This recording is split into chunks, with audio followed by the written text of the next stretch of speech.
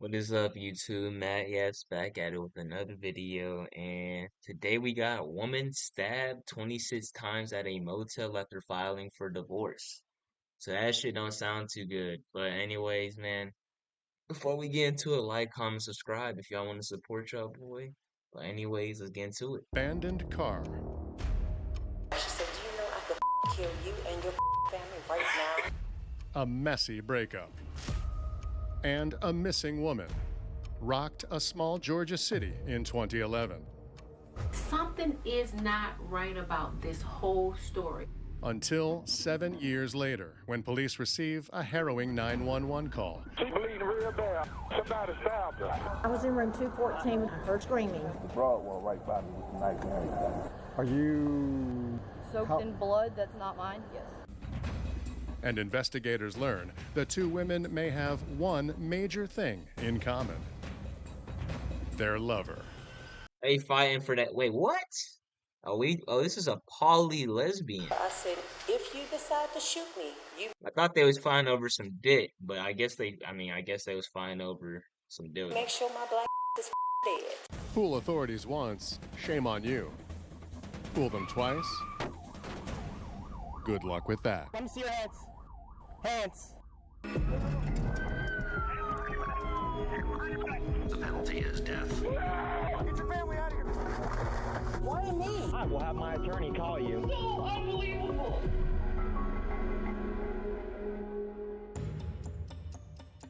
In December 2018, police officers in DeKalb County, Georgia, receive a tip from a woman who claims her girlfriend is planning to murder her estranged wife.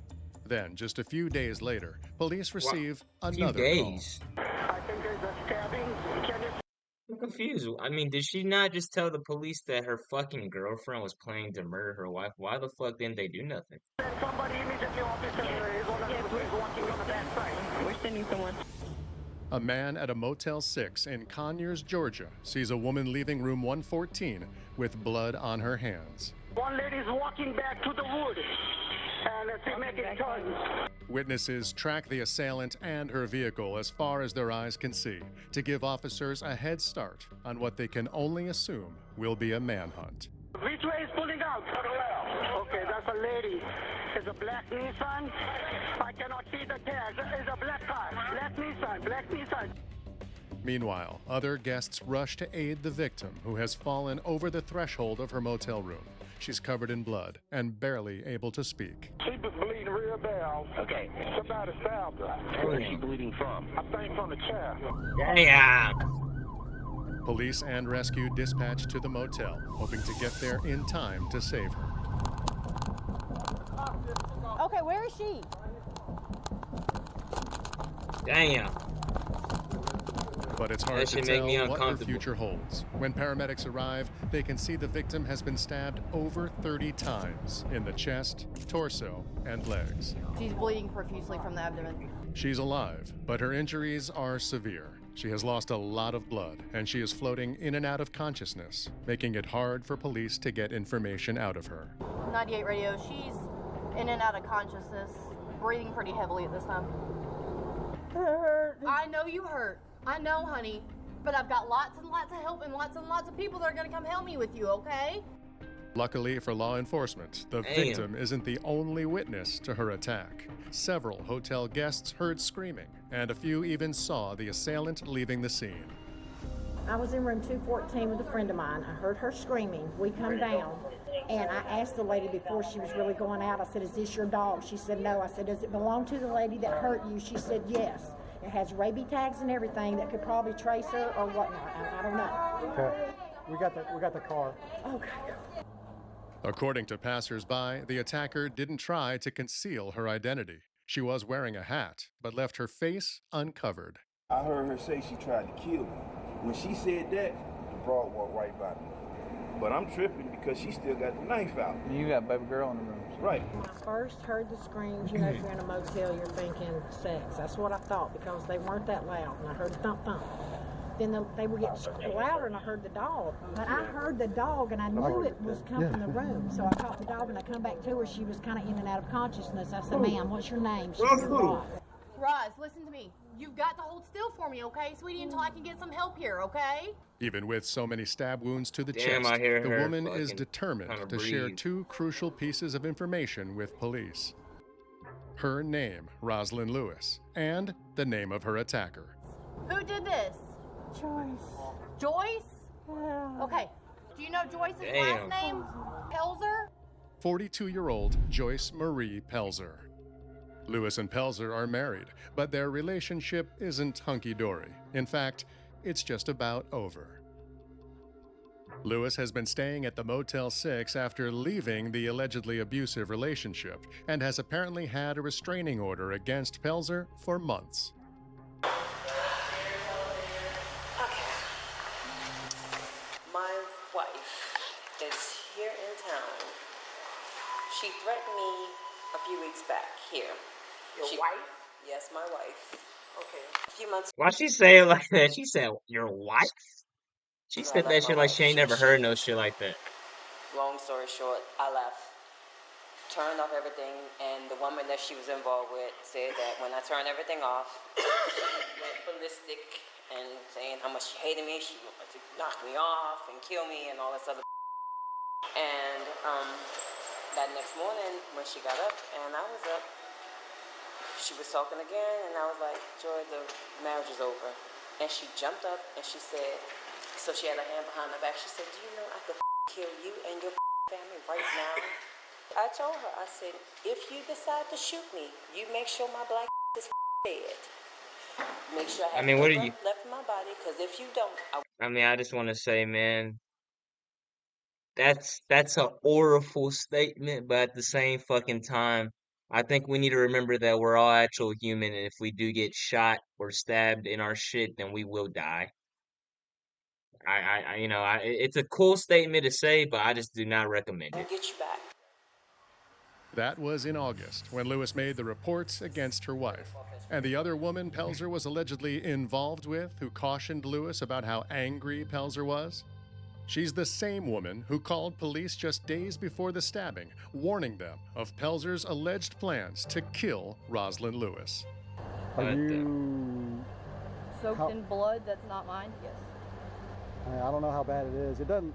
From here, visually, I don't see a whole lot. Just on my lower half, and she was grabbing my arms, just soaked in blood. Okay. She was she was terrified of it.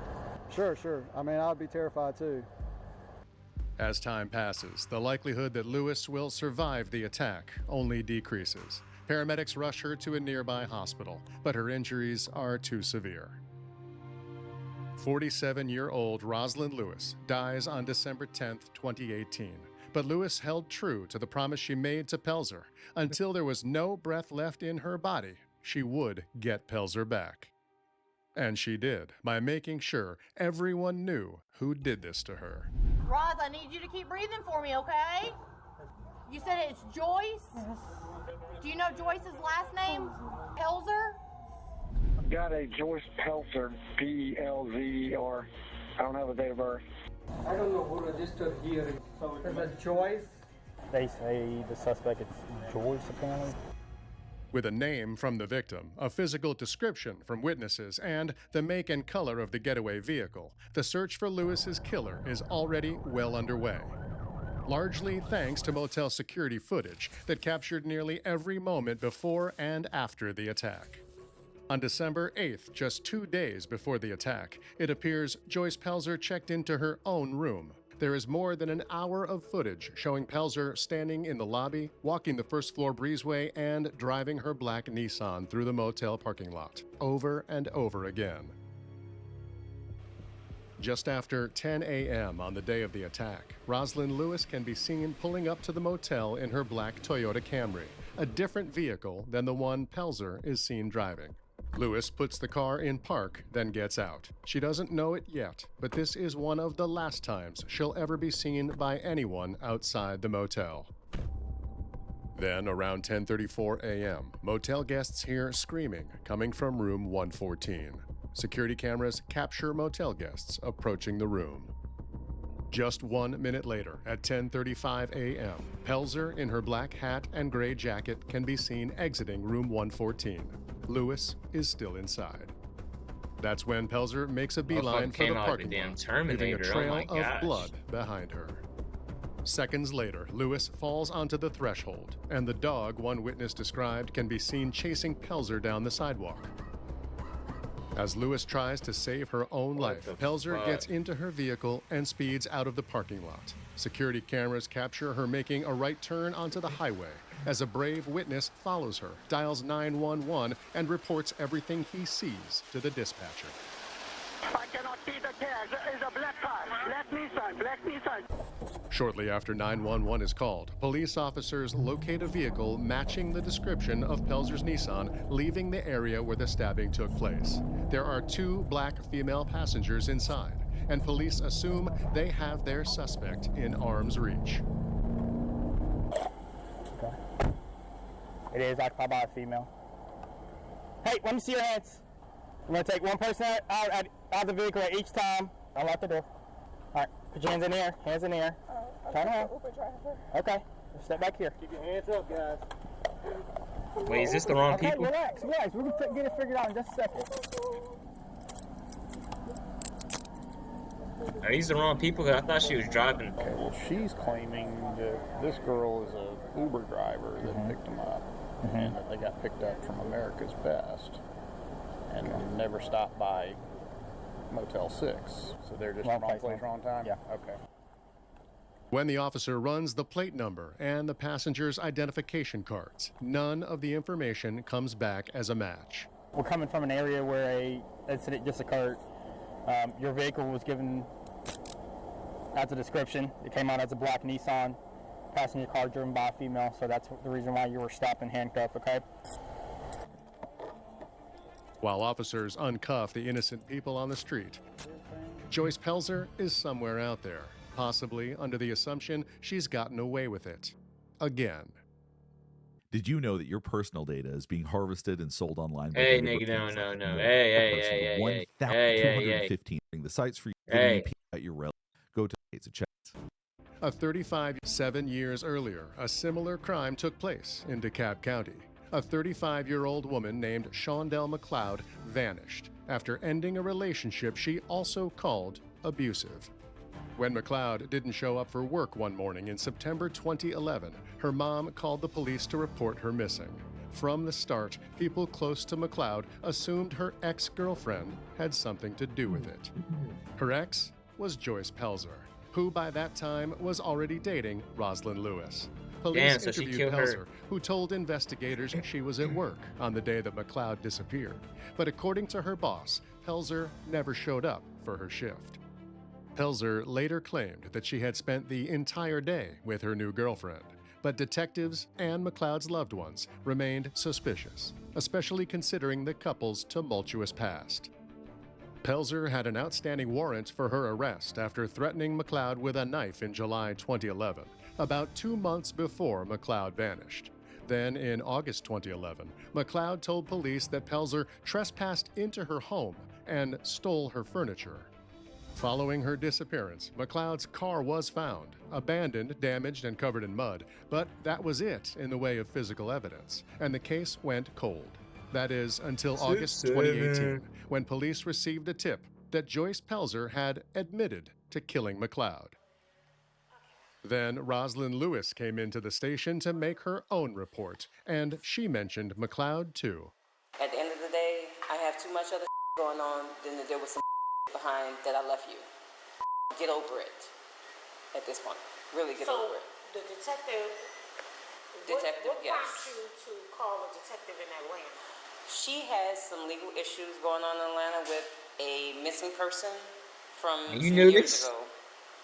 And you with her? And in talking to my wife's ex-girlfriend, yeah, it is her ex-girlfriend, she told me that the detective had reached out to her and she had talked to him, and I was like, do you have his number? Because I'm like, okay, wait a minute, because I know the girl that's missing had a restraining order on Joyce. So I wanted to call him and say, hey. Can I just say, like, these are the same people. I mean, rest in peace to her, because now, she's dead and all that. But I'm just saying, these are the same people that go on internet saying, I can't find a good woman. I can't find a good man. There's no good partners in 2020, whatever, in 20, whatever the time period is. But ma'am, you knew her ex-girlfriend had a restraining order in that she was dealing with a missing persons case, and you still was with her? Come on. You know, what steps do I need to take to get another restraining order, and this is what's going on, because I don't know what the hell happened with the woman. I have no clue. Lord knows I hope she's okay. But at this point, I don't know, because that's been 6-7 years ago, I guess. I'm not even sure how long it's been, but it's been a minute. 3 months later, the tipster called again to report Pelzer's alleged plan to kill Rosalind Lewis. So when Lewis is found brutally stabbed just a few days later, police all over the state of Georgia are narrowing in on Joyce Marie Pelzer. And this time, they're going to find her while the case is hot. At 3:15 p.m., about 5 hours after the attack at the motel, a state trooper in Crisp County, Georgia, spots a black Nissan headed southbound on I-75. When he attempts to stop the vehicle, the driver challenges him to a high-speed chase. Then, just when it looks like Pelzer is finally within reach, she tries to take off again. Yeah, maybe There's no way out now. Police have Pelzer cornered. But they quickly learn that a knife isn't her only weapon of choice. Pelzer appears to have a loaded gun in the vehicle and fires the first shot in what turns into a highway shootout.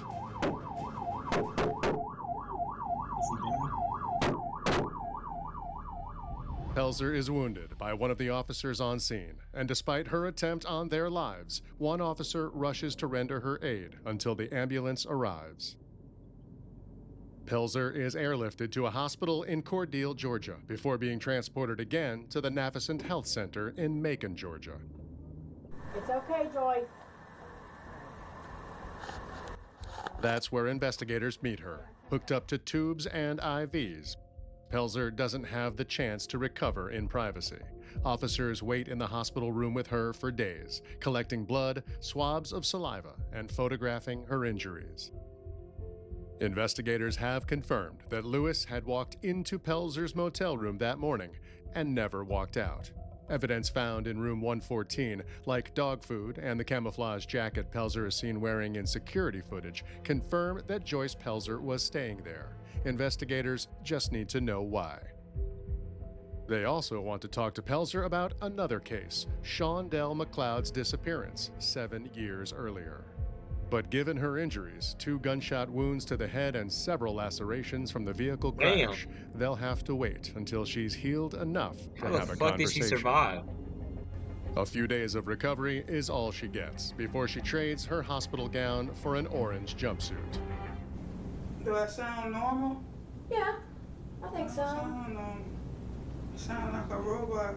That's okay. Why you got a tear coming down your face? Are your eyes hurting at all? Huh? Your eyes hurting at all? Can you see me okay? They doing what? Lewis insists she's unable to hear or see properly. But for now, the investigator isn't giving up.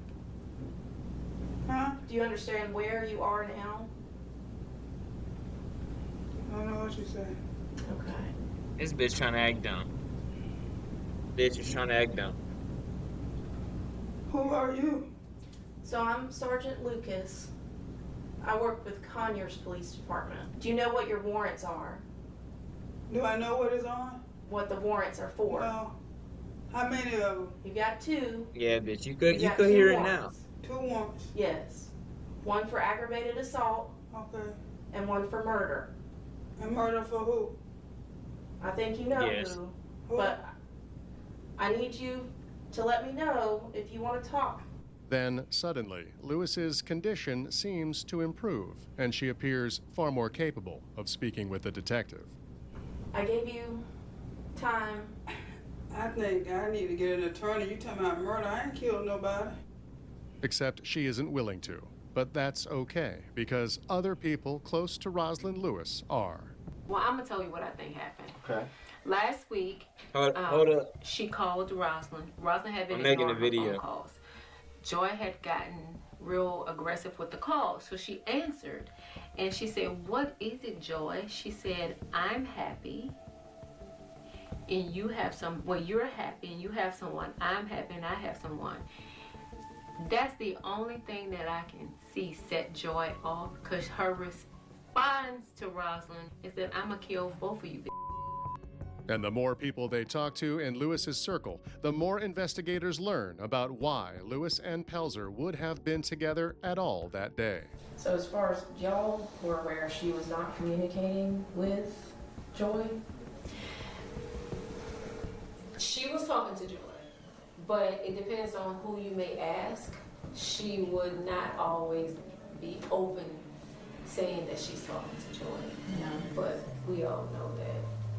Whether it was just texting or whatever. Knowing that Lewis and Pelzer were still in contact helps investigators understand why Lewis might have gone to Motel Room 114. But maybe she didn't go just to talk. According to Lewis's new girlfriend, there might have been another reason for her to see Pelzer face to face. Damn. She was scared to death of her. And when Roz came back from New Orleans, she was in a hotel and we were talking. And she said, "Babe, I gotta go meet her at some point to serve her papers." I said, "Babe, you don't have to serve her papers. Lawyers." Yeah, don't a lawyer do that? What the hell? She was scared to death of her. And she told me, what the things that she's capable of doing. And I told her, I said, "I don't think it's a good idea." The things. Rest in peace to Miss Roz. But a part of me potentially thinks she was maybe gonna try to go clap that or get clapped one more time, serve them papers, and then it was gonna be that. But I'm not a detective. That's just a theory. I'm not a detective. She was capable of doing. Now that piques detectives' interest, because Lewis's death isn't the only case they're curious about. They want to know about Shondell McLeod's disappearance too. I said because all of the evidence, they didn't have a body, but I just questioned how someone goes missing 2 days after you file a protective order. Everyone has a theory about what happened to McLeod, and some wonder if maybe Lewis's death was somehow connected. Maybe she knew more than she let on. Why? I think, and I won't tell the family, but I think she probably knew what happened. I said that too. I think that's the only way, and she is the only person who could, Because when the girl was missing, her and Roz was together. They was together. That's exactly what Pelzer would later claim about her ex-girlfriend Shondell McLeod's 2011 disappearance, that it wasn't her who got rid of McLeod, but her then-girlfriend, Rosalind Lewis. But Lewis's family and investigators aren't buying it, especially because recently Pelzer had made a strange, sudden move, all the way from Atlanta to North Dakota. Why would she leave Atlanta to go to North Dakota to work? Nothing was adding up to what she was telling me. Right. North Dakota? There's nothing in North Dakota. And if she's running from Detective, she can hang it up, because the man has said he is going to have her behind bars if that's the last thing he do. Well, he's convinced that the reason she moved to North Dakota was to get far away from him. I don't know if that's true or not. I'm convinced if that's what she did. Okay. Because why else? It seems like a strange move to me, for sure. North Dakota. And then why did you come back? I still don't understand what brought her back. I've gotten the impression, but I'd like to hear you say it. Do you think that Joyce had something to do with the investigation that is conducting? Oh, I am willing to put my head on the chopping board. I have tried to do my own personal investigation. My mama told me to leave it alone.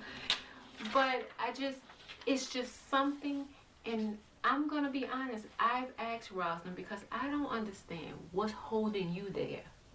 Do you know something? Did she say something? Something is not right about this whole story. Pelzer's new girlfriend, the one who called police in August 2018 to tell them Pelzer confessed to killing McLeod, also believed that Lewis was involved in McLeod's disappearance. She told investigators that Lewis hired a hitman to kill McLeod, and Pelzer had planned the murder for months. I don't know how she's tied to this, but I'm almost willing to bet she's tied to this. Outside of Pelzer's allegations, there's no evidence that Lewis had anything to do with McLeod's disappearance.